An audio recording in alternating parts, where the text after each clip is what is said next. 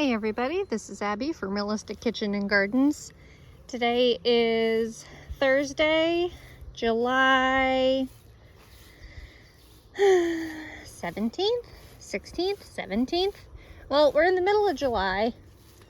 Major harvesting, major flowers, major transplanting very soon. So things are starting to transition from dead of summer into like end of summer, very early fall season. So we're starting by looking at the jungle that is Bartelli cherry tomato. That sounded weird in my head for a second. I've been getting a couple little bunches that have started to turn.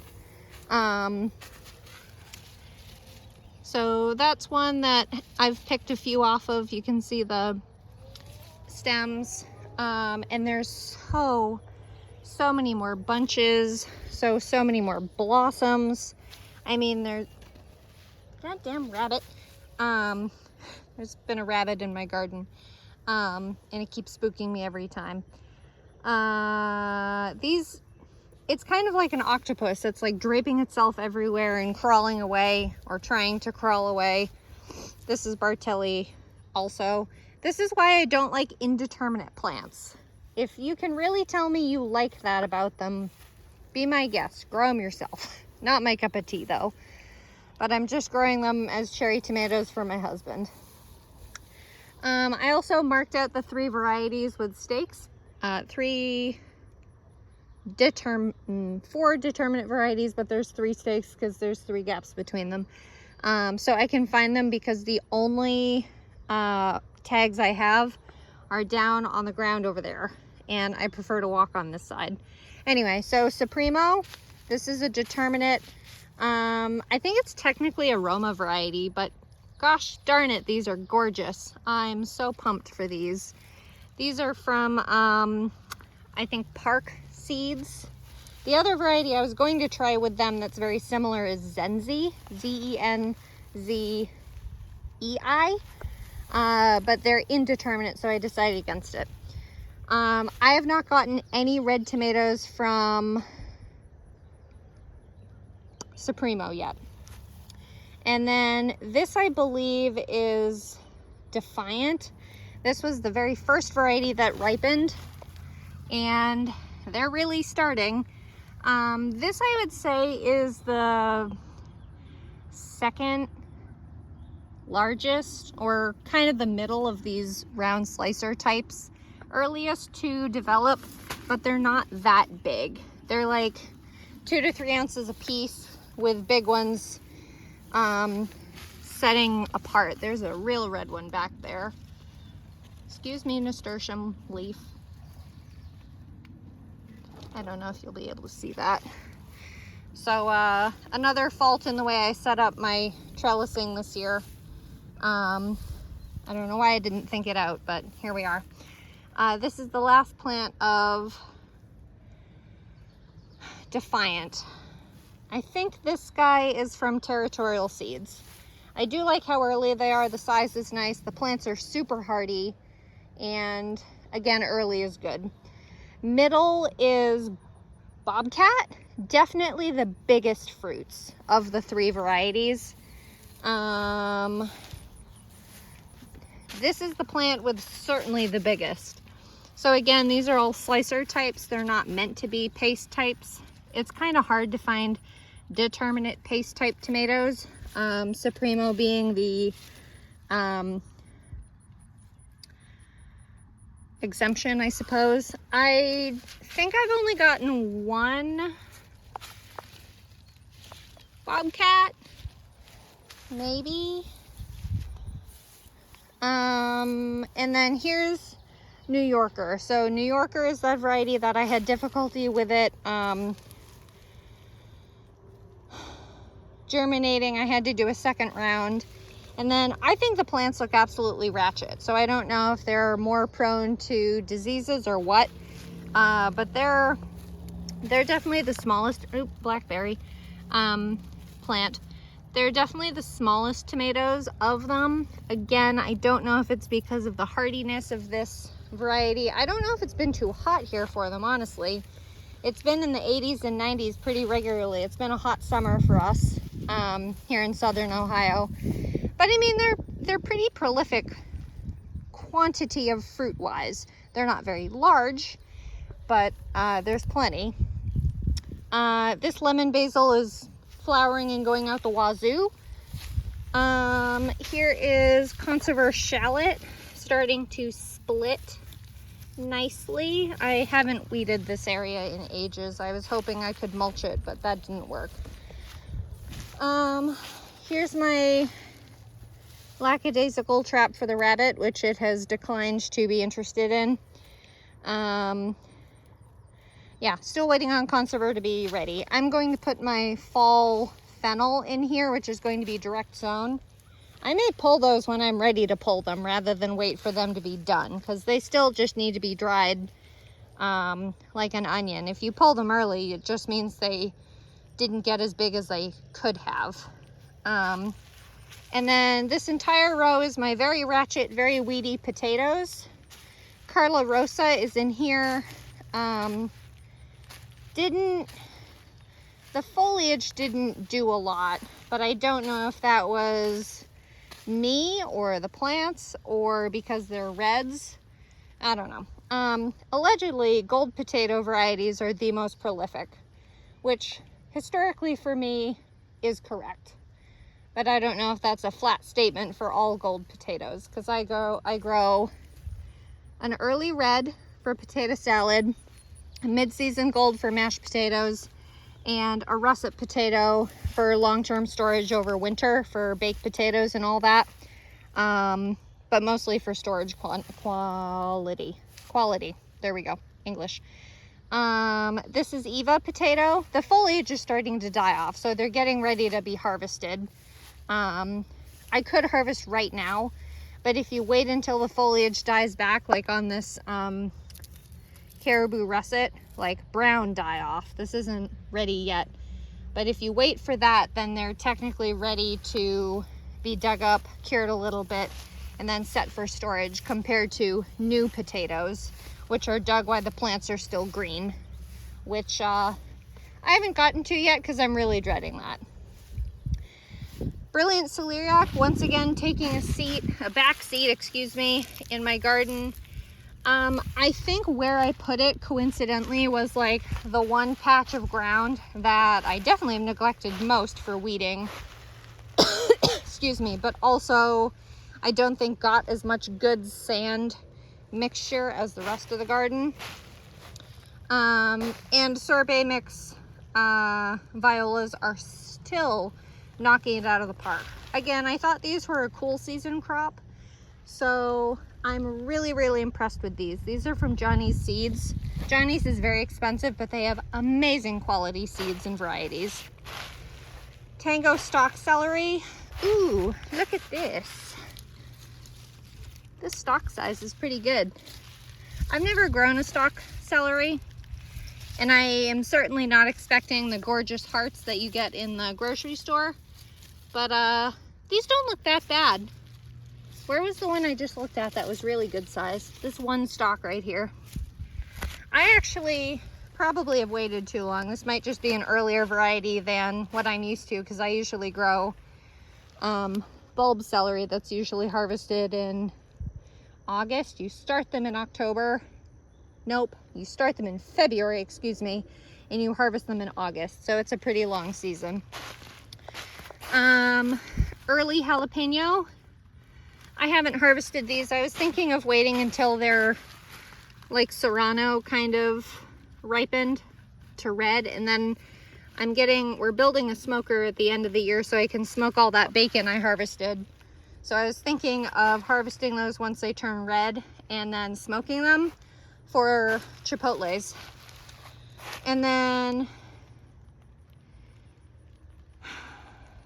Royal Burgundy, just burgundy okra. This one has its first flower on it. Are you gonna focus today? Good heavens. So that will hopefully open up soon and turn into okra pods. And then this is my tried and true seed variety of sweet bananas. And then this is the mystery variety, which is fruiting up the wazoo. Both have been hot. Again, I don't know if it's because there's jalapenos over there. This is definitely the largest okra I have, I think. That one and that one are also quite large. But you can see how I wanted to use this. Again, I kind of expected my bell peppers to be this size rather than that size. But I had to pull out the other peppers because they were not what they were supposed to be. They were weird snacky things. So I pulled them out and got sweet giant Ozark. And there's one plant of sweet Napoleon, I think. Emerald Towers basil, looking great. All these peppers are getting good size. They're nice and green. Ooh, that one even has a flower on it. That looks double something. Oh, hi, there's a bug in there. So those hopefully will start fruiting and continue to get nice and big. Another Emerald Towers basil. This one looks even better. So these guys are looking good. I think this is a lemon. It's either a lemon or a lime basil. I had to pull off 2 different stems of it because it was like falling on this pepper.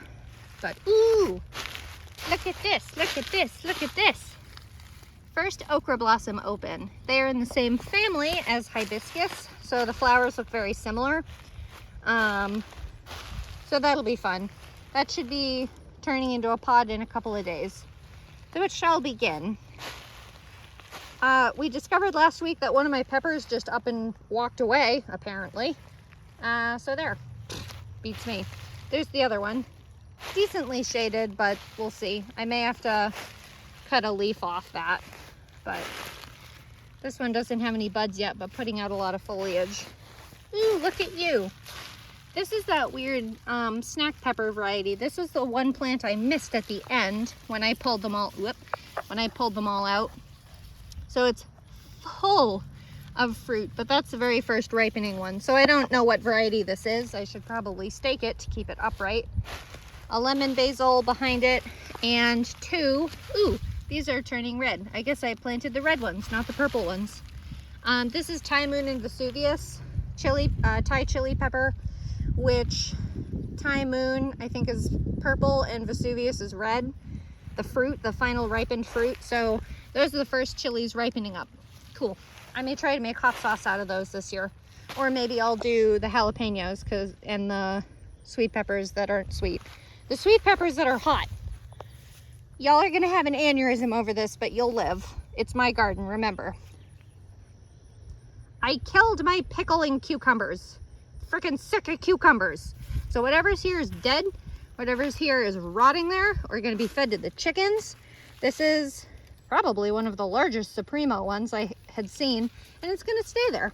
I don't care. I'm done. These plants are beyond copiously fruitful. And I'm gonna plant, if any next year, 2 plants of Supremo pickling cucumbers, and that's it. I'm not gonna plant Excelsior again. I'm gonna plant, no, I have that reversed. I'm not going to plant Supremo. Supremo, one of the plants died early and suddenly. I don't know why. Excelsior kept going, fruiting great. And the little tiny cucumbers, I don't think I've shown this on the page yet, but the little tiny cucumbers, I harvested a ton of them for gherkin style pickles. Haven't made them yet, but I have intentions, and they're still in my fridge in a bag, hopefully not rotting. Story of my life this year. I still have Summer Dance though. Oh, why are those all flopped over like that? That's not great. Summer Dance is such a gorgeous, giving variety. They're very tender, they're very hardy, they're very disease resistant. They've been very amiable to me training them up. I think I only trained them up at the very beginning when they were only a foot tall, and then they've just said, great, here we go. Haven't had any stem breakage. They don't Like even when they're really big, the outer skin gets a little tough and they get a little bit seedy, but they're really not gross when they're like that. Highly recommend. They're a little bit expensive as a seed, but they're from Territorial Seeds. Highly recommend. And then I've made a video, but I haven't posted it yet. I will say this every time I do this tour, I do not recommend doing cantaloupes or watermelons on a trellis. Well, the cantaloupe might be fine, but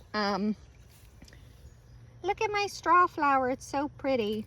Okay, shiny thing. The fruit does better down low. This is Hannah's Choice cantaloupe. These are starting to get their handsome ridges, and you will know it's ready when the stem directly on the fruit turns brown. Hannah's Choice hasn't been bad. They've been pretty hardy. I haven't had any break off, knock on wood. I have started testing with these little slings made with just those cheapo $1 stockings. It's starting to sprinkle, it may pour. I'm not gonna stop because I don't care about the rain, and I have a hat on. So they've been doing pretty well. The largest one is in there.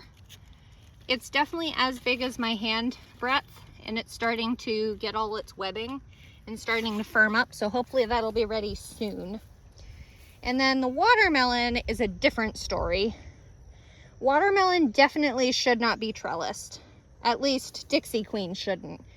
Dixie Queen is supposed to be a mostly seedless variety. I don't know how big the fruit are supposed to get. I think I read something like 35 pounds, which I must have wrong, but I have no idea. So I had a first fruit over here somewhere that got to about 2 to 3 pounds and broke off. I made a post about it. Excuse me, both cantaloupes and watermelons do not ripen and then get bigger. They get to their full size and then ripen.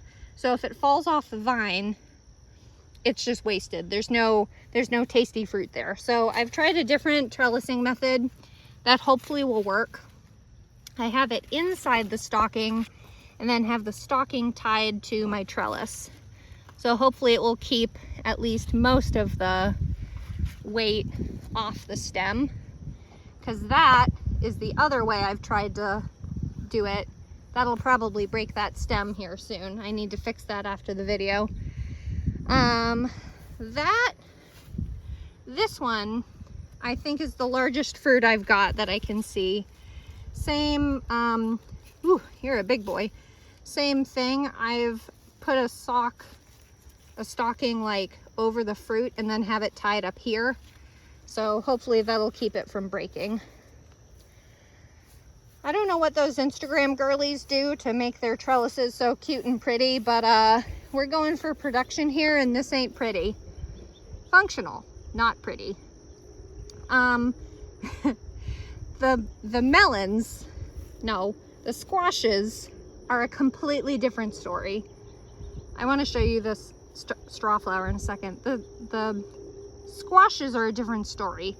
They're so much more hardier than like a traditional fruit vine. They're meant to bear weight, and they will actually reroot themselves as they travel if they're on the ground.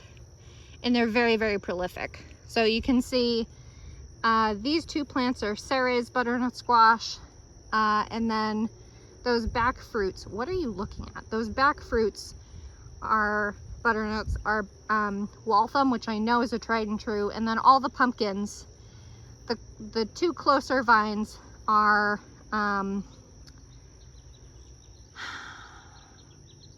Pepitas pumpkin, just like the seed that it produces. It's just a hull-less pumpkin seed, Pepita. And then the end one is Styrian, which has been doing pretty good. And one of them's even starting to turn. But look at these straw flower. They're so gorgeous. These are the purple, no, yeah, these are the purple red.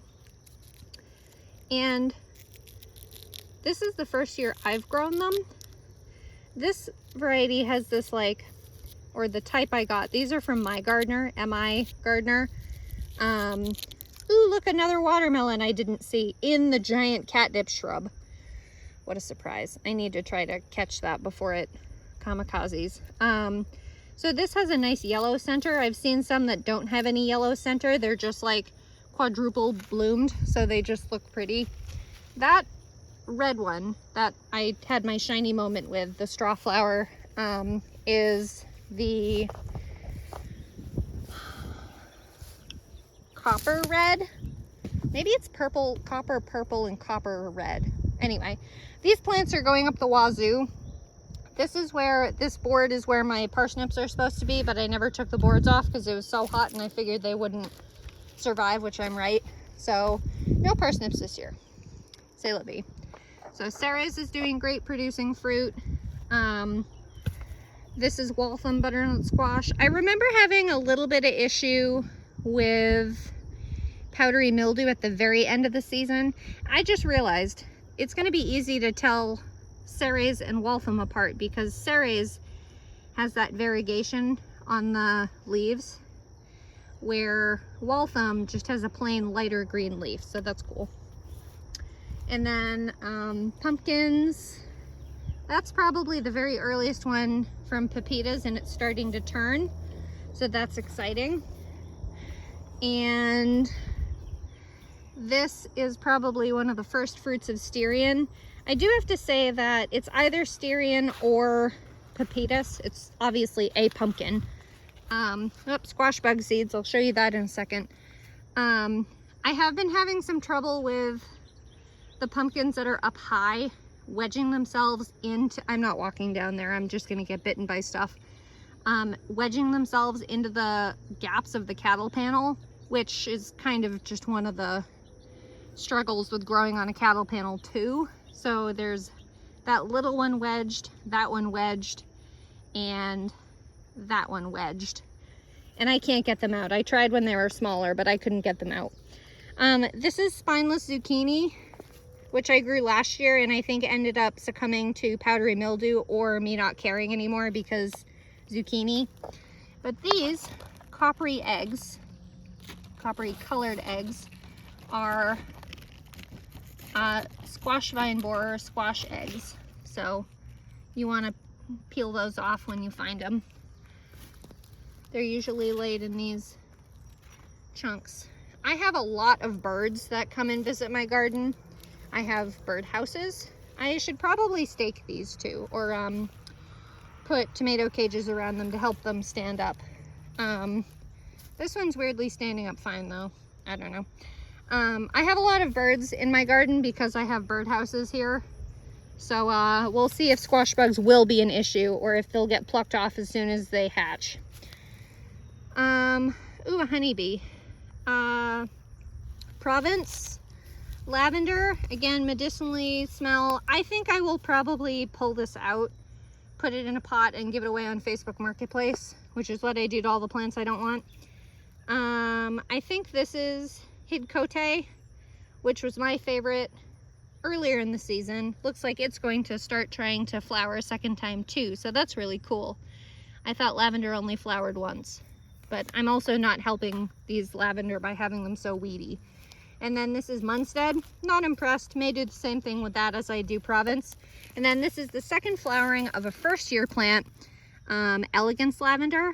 This would be a really good time to harvest for lavender buds. If you want them for culinary use, for aromatherapy use, yada yada. Empty patch where the lettuce was. My rainbow flowers. Getting long, so I gotta get going. This is probably the oldest Cherry Queen Zinnia flower, turning orange and dying off. Cherry Queen Zinnia is a nice giant variety. These are 4 or 5 plants. This would actually make a great like you-pick variety or like vase variety. They come in a lot of different flavors, flowers. Come on, English. Colors, there we go. I think they're from Pine Tree Seeds. And then this is the Strawberry Fields Globe Amaranth. A little underwhelming to me. I don't know if it's the seed I got or the the specific cultivar of strawberry fields that I don't like, or if they're just more underwhelming than the photos. They're not very red, they're a little more like orangey pink. And then here's more of my copper red straw flower. These ones are a little unruly, and I mean, this one's a weird twin thing, but not all of them are like this gorgeous. I'll probably harvest some of these because they make obviously very nice dried flowers. They're dry to begin with. And then the two orange button calendula being thoroughly frequented by, I believe these are referred to as red admirals. They're a small variety of butterfly. But calendula is known, ooh, look at all the red admirals. You can pluck the petals and dry them for teas, for medicinal use, for ornamentation, like on soaps and other things. And then all of this pink is one plant of wild violet petunia from Baker Creek Seeds, doing phenomenally. I love it. I think I would plant it as the ground cover for corn. I think that would be really fun because it just goes everywhere, but it breathes really nicely. It doesn't lay heavily on the ground. But the flowers are nice and small. They're not those huge gaudy flowers. I think they're quite lovely. And then the onions, these white onions are out. I had a lot of rot. I didn't just leave those for fun. A lot of these rotted, and when you can't pull the stem off them anymore, they're most likely rotted through, so I didn't even bother picking them up. Hey, look, potato that I missed. So I need to get those out. This is where carrots are going to go, fall carrots. And then this was where that gigantic wild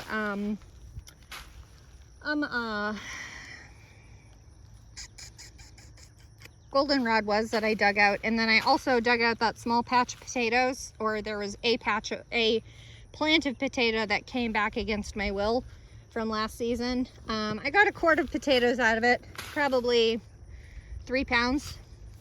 It's fine. And then Patterson yellow onions are doing amazingly.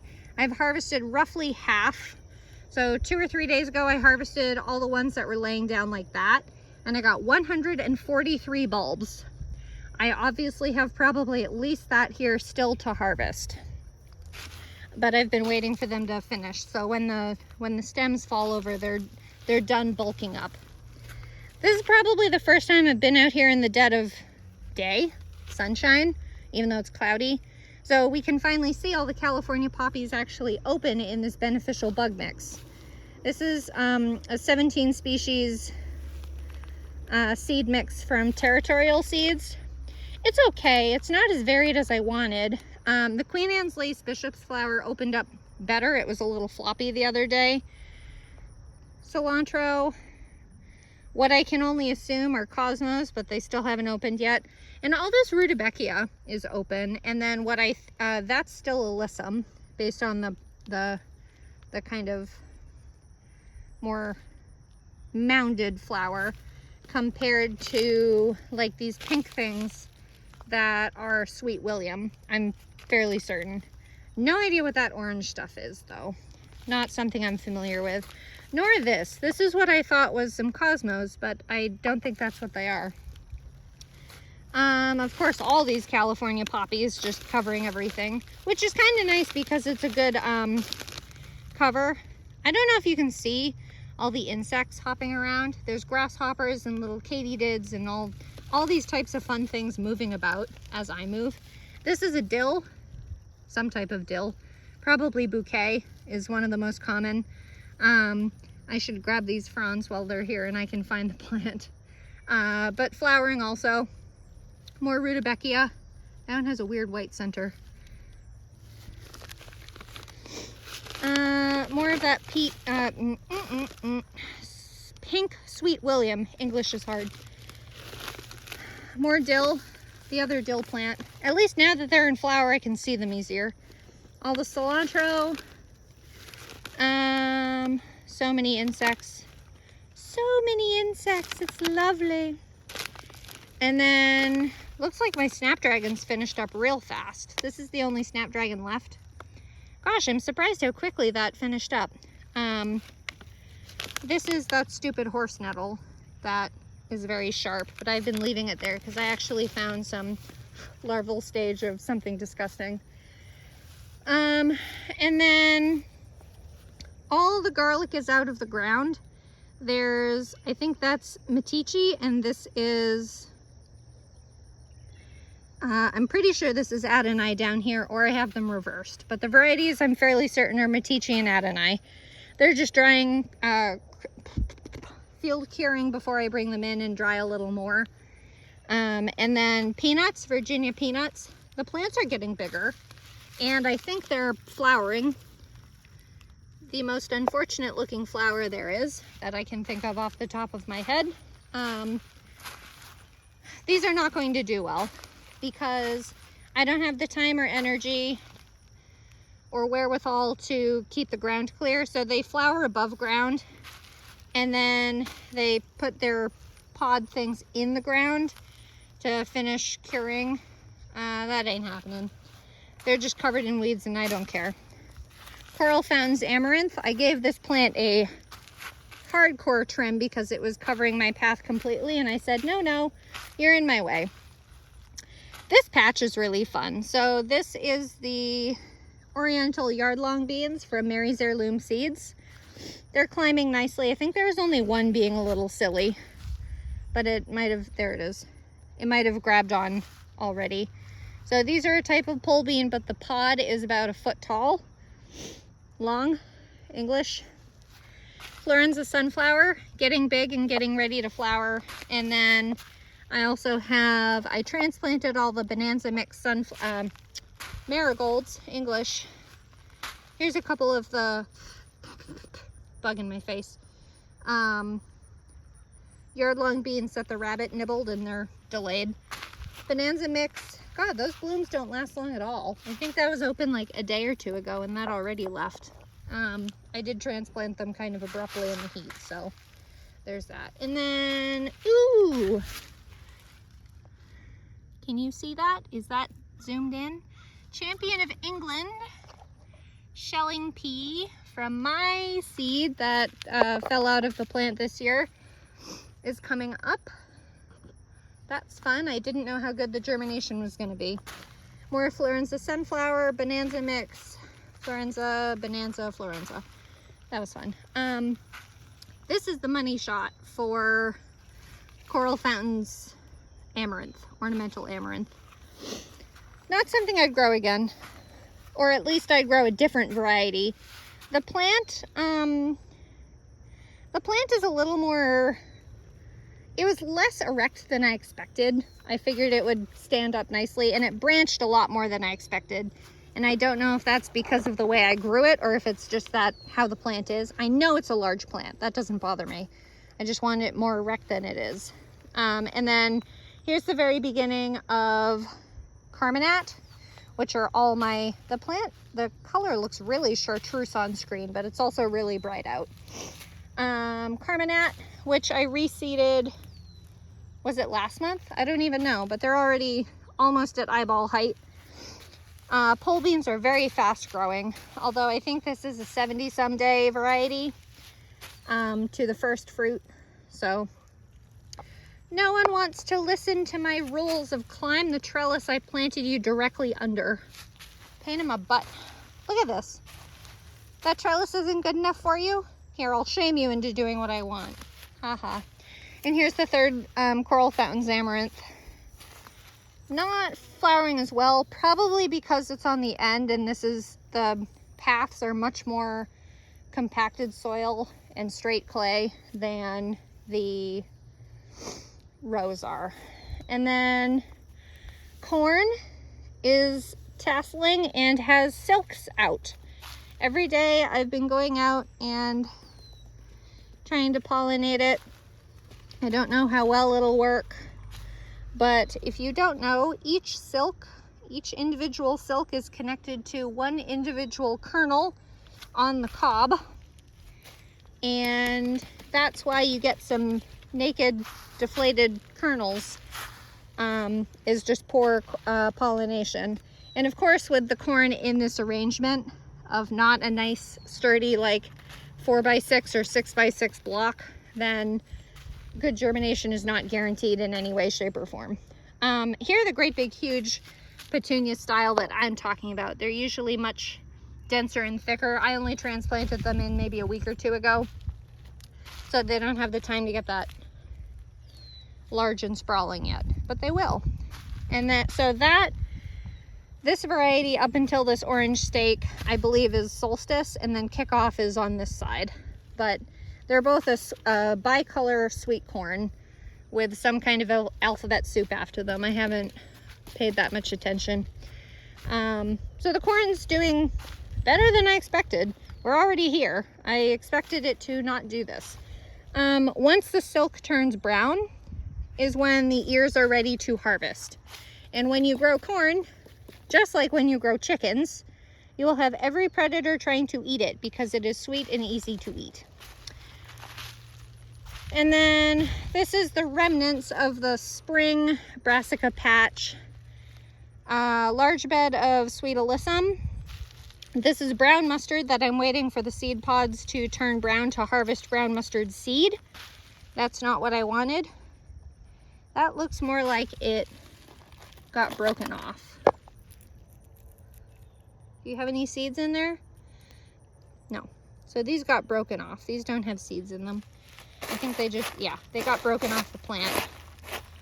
So, wah-wah. And then this is white or yellow mustard, whatever you want to call it. Same thing, once these seed pods turn brown, they'll be ready. And then I have the red. I'm gonna go around the other side and I will open it for you because I haven't shown you. This is where my cauliflower was. But no more.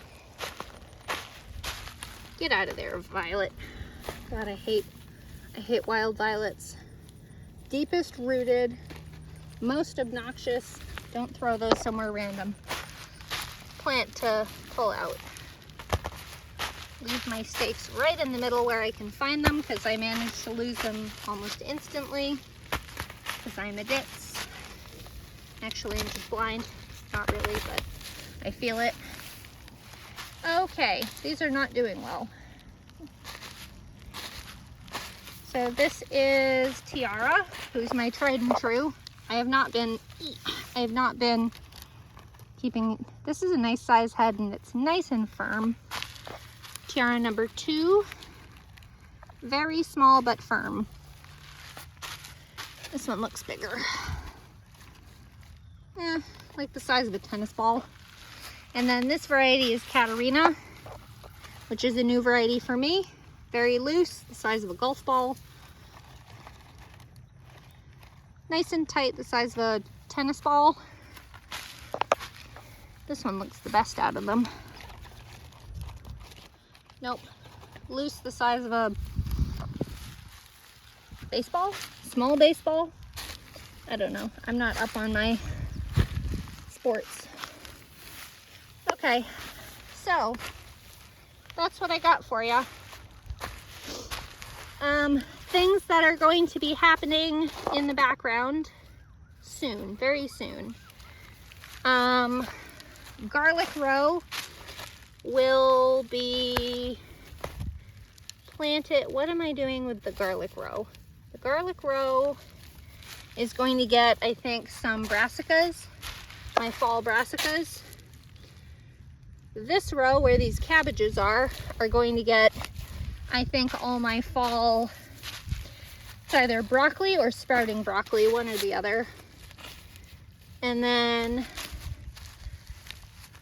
carrots need to be seeded in that row where the white onions were. The fall peas were already planted. I have 2.5 rows of brassicas that are going in the fall. One entire row I think is going in where the potatoes are. One entire row is going where the garlic is. And I think half a row is going where the yellow onions are. I'm gonna have to double check my plan because that doesn't sound like enough. But anyway, if you like this kind of stuff, please like, comment, and subscribe for more, and follow along the daily drama with Realistic Kitchens on my Facebook page. Also, quick glance, we moved the chicken coop. Yay! Some very nice neighbors helped us by moving the coop with their tractor this morning. So that's gotta be tucked in there. But anyway, thanks again. That's all. Stay cool. I'm going in for a cold drink. Okay, thanks. Bye.